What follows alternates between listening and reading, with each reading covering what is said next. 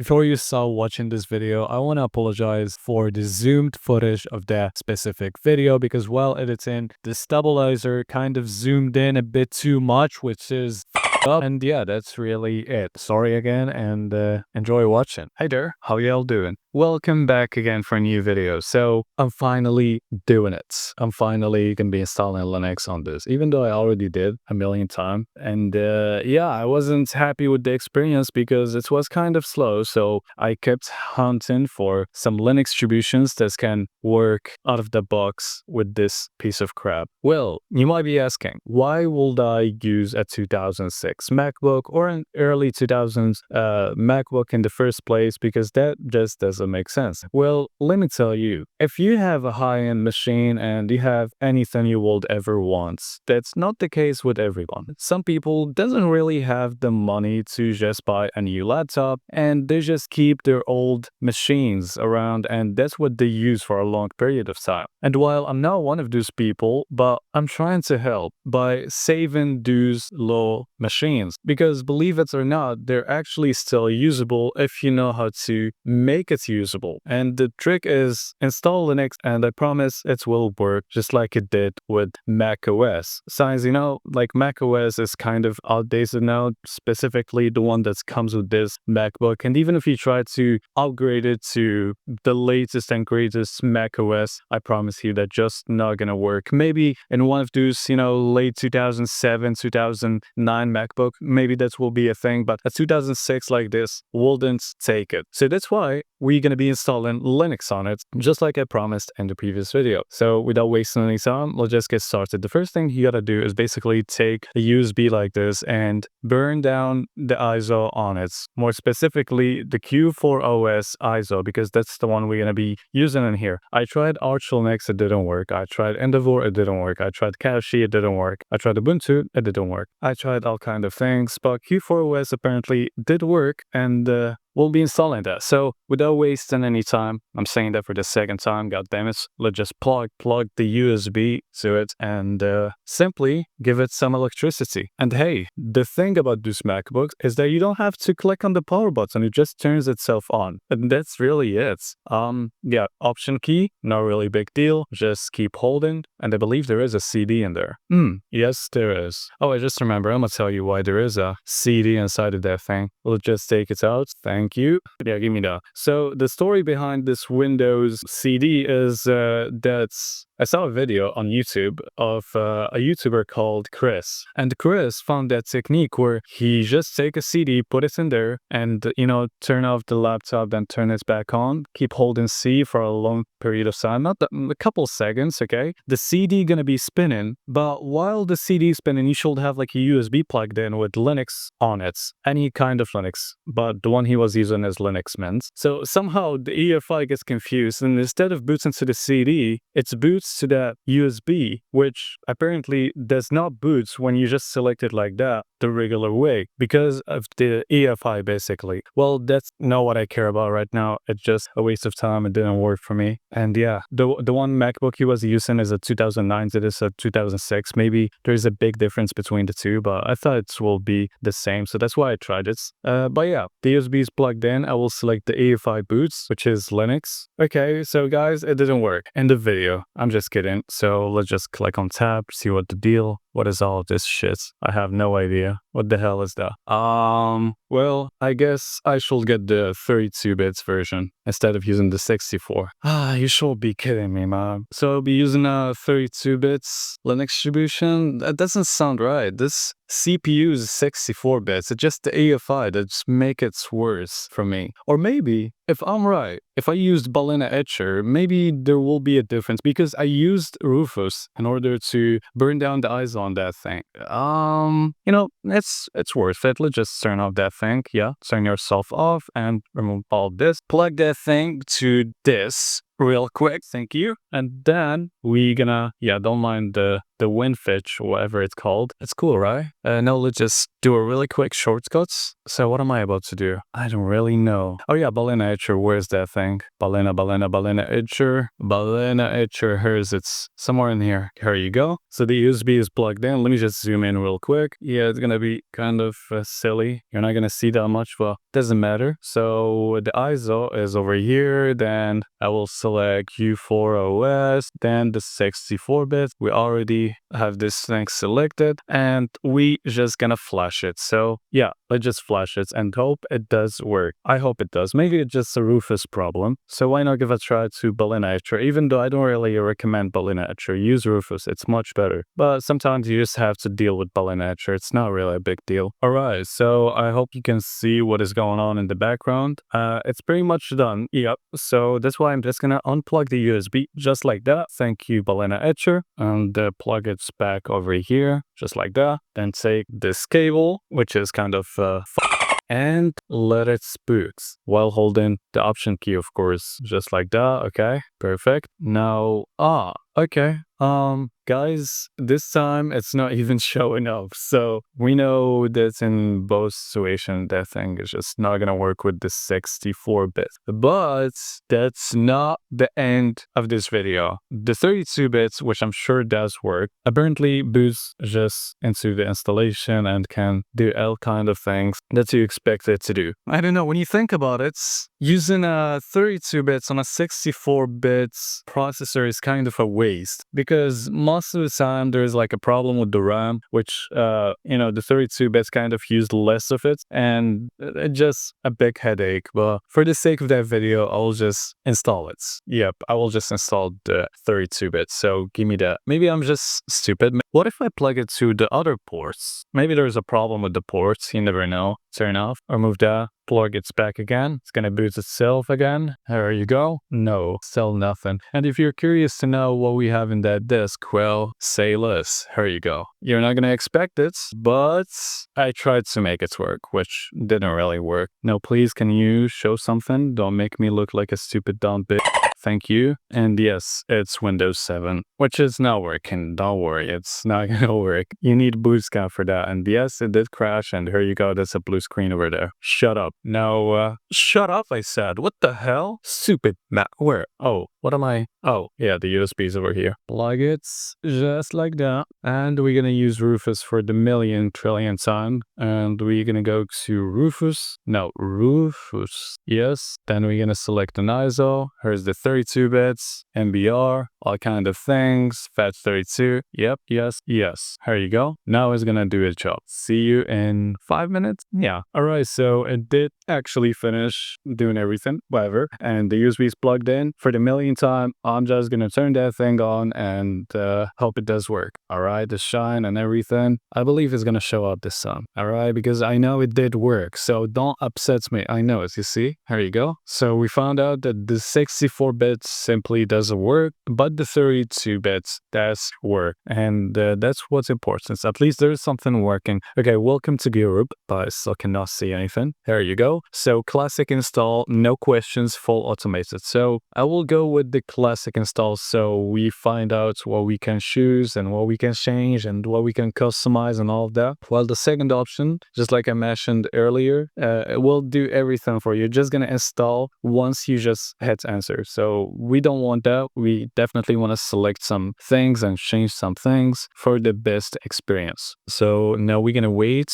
Nothing happened. It only stuck in this menu over here. There's nothing. Okay, so it's boots in. Yeah, and something around here starts making a little weird noise. Doesn't matter. Let's just click on enter. United States, American English. That's it. Weird. So that's really all I can choose. The language and what? Wait, no, wait. It's already installing things. What? Or maybe not. Loading additional component. Well, okay, doesn't matter. Okay, so full name for the new user, Jason. Now click on Enter or continue? What do you mean? Wait, user for your accounts. Jason, choose a password for the new user. Say less. 1, 2, 3, 4. And I believe I want to show the password, please. Oh, space. Okay. 1, 2, 3, 4. I hope you can see, which you probably can't. That's fine. Continue. Re-enter the password. 1, 2, 3, 4. Continue. Now it's asking me for the desired time zone, just anything, doesn't matter. Load in additional component. Okay, the machine firmware has started the installer. Force. Okay, wait. This is not gonna be UFI or something. Wait. Let me just show you what is going on. So it's saying something about the UFI. Yeah, and it's asking me to say yes or no, but this is not what I want because this machine uses EFI, not UFI. Okay, so let's just read. If you wish to install an UFI mode and don't care about keeping the ability to boot one of the existing, no, I don't need that. Just, wait, the installer can guide you through the partitioning, blah, blah, blah, blah, blah. I don't know what that is. Use entire disk. Just use entire disk. That's what I need. At 250. Man, I feel like 250 gigabytes for that thing is just a waste, bro. The maximum I could put in something like this MacBook is like 30 gigabytes and that's it. But I don't know why it just shows in this 250 gigabytes.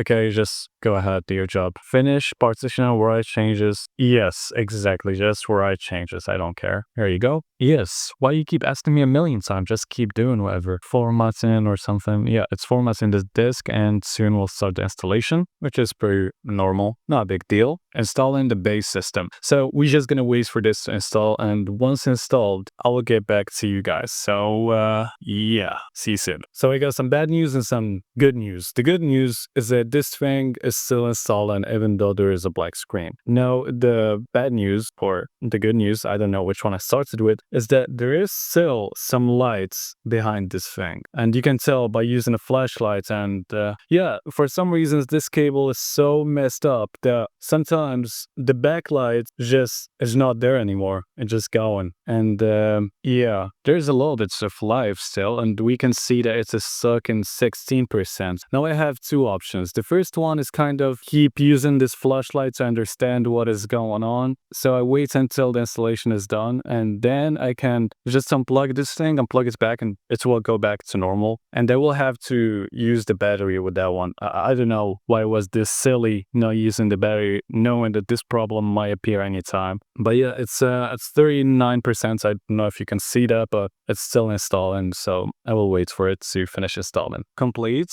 Make sure you remove the installation media. Let's just click on enter with my other finger. Oh, it just reboots it. No, man, don't tell me it's not working. Don't tell me it's not working, please. Please. This time it's different. It says group in the middle of the screen, not in the corner, and that's a thing. So for some reasons it boots it to the USB again. So I'm just gonna turn this off, unplug the USB, and boots to the thing, which is Q4OS. Alright, okay, I hope it does work. Seriously, I'm not ready to waste more time on this. Or maybe I am, kind of. It's just I'm not happy when stuff takes so long to install and then end up not working. So Q4OS desktop 5.8, it should work. Okay, there's this flashing thingy. Anything on the screen? Alright, we have live. Please don't, no, please. Don't reboot. Just, wait, is there something on the screen or am I tripping? Does the wait, maybe the backlight just keep turning off. I have to plug the battery. Why am I still not using a battery? Yeah, there's nothing actually. No, it's basically off. What? There's nothing on the screen. Nah, that's not funny. Why am I doing all of this? Give me this. Yeah, it's kind of not in the best shape, but it will do the job. That's the most important thing. So let me just plug this to this and see if that fixes the problem. And if you don't know how to secure the battery in there, just get one of those keys and just like that. So you open, close. This key is a lifesaver. Anyways, we don't care about that. Flip that thing. Just wait, which side? Yeah, that side. Just like that. And now open the screen like that. And then we're gonna get this thing over here. Plug it. Anything? Okay, we have a shine. It's boots in. Don't upset me, please. Okay, there should be something related to wait. Anything? Okay, group is loading. Answer. I'm not doing anything. The battery is plugged in, so there's no backlight problem. It should work, please. Mamma mia. Please. It's boots in. Please no black screen. Please no black. Man, okay. It did work. It did work. It's working. Let's go. Let's go. This is amazing. Finally. Okay, Jason, thank you so much. So now all I have to do is enter my password and click on answer. And this was just a backlight problem this whole time. I thought it was something related to some corruption on the system, but no, it's working just fine. Wireless network card detected, Wi-Fi support enabled. Amazing. So we have Wi-Fi. We don't have to do anything about that. And that's why I like Debian-based. Oh, I just touched this. I just touched this cable and it's so hot, man. What the hell? It feels like it's gonna burn itself. That's crazy. Okay, so we have some Wi-Fi. We don't have to look at that. Just click on next. I don't need any Wi-Fi. Cancel. I don't need any Wi-Fi connection. Nice. Okay, configuration setup finished. Amazing. We have a mouse cursor and nothing else. Yeah, Q4OS and it's there. Amazing. What a beautiful thing to see. There is some little cute music running in the background when you boot into Q4OS. I love it. So close this. And it's basically a functioning laptop or a functioning MacBook right now. It feels like a dream. So after all this time, I figured out that not all 64-bit Linux distributions can get installed on that thing. That's 1 second. We know that Q4OS 32-bit does install, and you can install it right here, right now. All you have to do is just make a bootable USB using Rufus or Balena Etcher and boot into it, and it will simply install for you. So that thing is connected to Wi-Fi, and now I believe I can install stuff like applications and things. And let's refresh. Okay, maybe I should updates real quick. So if I go to search for the terminal. Here's the terminal, and I will do sudo apt. What am I doing? Sudo apt updates. Here you go. Enter 1 2 3 4. Please, can you update for me? It's connected to Wi-Fi. What do you mean sorry? Oh, the password was wrong. Okay, no. Okay, so we know it's actually connected to the Wi-Fi, and now it's gonna update things for me. Just like that. And yeah, we're good to go. Now we're gonna go install some applications over here. My goal for this video is to surf the net, and that's really it. So I will choose Mozilla Firefox, install application. You applied no desktop profile yet. It's highly recommended to apply desktop profile before installing applications. Please run desktop profiler tool to choose and apply a profile. Okay, so desktop profiler. No, it's something profiler. Profile. What is this called again? A profiler? Desktop profiler. And I'm searching for that and it's not apparent. Desk tool calculate. Where? What? There's no profiler whatsoever in here. Maybe I should go to the control panel and then to this. No, it's not over here. What about, can I just search over here and search for desktop? Enter. No, there's no desktop in here. Okay, maybe it's over here. Behavior, multiple desktop panel. No, there is no profile over here. What about here? No? Man, why you make things so complicated? I like how simple this thing is and how lightweight this Trinity desktop environment is, but where do I find the desktop profiler? That's the thing. I want to install some apps or packages or call it whatever. I don't have all day. I'm losing help basically, so I'm not just gonna waste any time. I'll just use this thing over here. I know if I opened this browser, it will ask me to install Chromium, and then I will be able to serve the nets. Install, just like that. You see, pretty much simple. So I might be able to achieve my goal today. It's a huge plus this Wi-Fi work out of the box, because if it didn't work, it was kind of gonna be a problem. And I believe Bluetooth also work. Maybe. Does that thing have Bluetooth in the first place? I believe it does. That's the thing. Okay, 23%. I'm just gonna wait for this to finish downloading, and we can try to surf the nets on on this one over here. Let's just go for google.com. Answer. Wow, man, that thing feels crazy to see. Is it just me, or this is giving you some nostalgic feeling? I don't know how to explain it, but look at this. It feels like I'm actually using this specific MacBook back in the early 2000s instead of using it in 2025. The way this Google logo looks like and everything, let's just search for something. BMW. I'm not a big fan of BMW. I like Mercedes. Okay, is this gonna do it? Is this gonna do it? No. Yeah, it's not working. I thought it was gonna work, but sadly it's not. Okay, that's fine, that's fine. We have Chromium over here. Next, finish. We're good? Yeah, we're good. So here's Chromium. If I double click, wow, this feels much smoother than MX Linux. I've used MX Linux. It's one of those Debian-based Linux distributions that is also focused on being as efficient and lightweight as possible, but it's more lightweight than this one because I have used MX Linux on the specific MacBook. Let's just do BMW again. And yes, wow. Oh, that feels super smooth. Wow. Wait, bro, it doesn't feel like it's 20 years old at all. Wait, can I watch YouTube on that thing? Let's just give it a try. YouTube.com. Wow, man, that's crazy. I didn't expect it to work that good. Let me just search for my channel. When I was using MX Linux, it was super slow. Wow. Okay, Memnozotek. I misspelled my name. Man, am I stupid? Imagine misspelling your actual name. Memnozotek. Answer. Okay, so that's the video I made yesterday. Let me just remove all this. Stupid ads. Can you please finish? Skip. Let me just test the volume real quick. It's super not that loud.